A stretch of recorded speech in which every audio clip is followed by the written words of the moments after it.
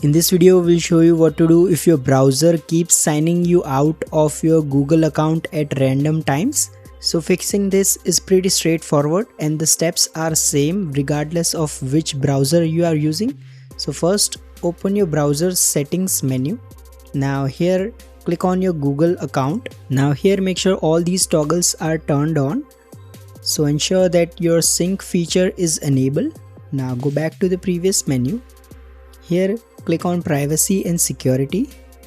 Now here, click on third-party cookies. Now make sure this option is selected, that is allow third-party cookies. Now go back to the previous menu and then click on delete browsing data. Now here, select all time from the list and then select all these checkboxes. Now click on delete data to confirm. Once you have cleared your browsing history, you will need to sign back into your accounts once again, but after that your browser will no longer sign you out of your Google account. However, if the issue persists, what you can do is check for any pending browser updates. So if there is an update available for your browser, simply install it. If nothing else works, however, you need to check the installed extensions. So go to manage extensions menu and then see if you have recently installed any extension that might be signing you out of your Google account.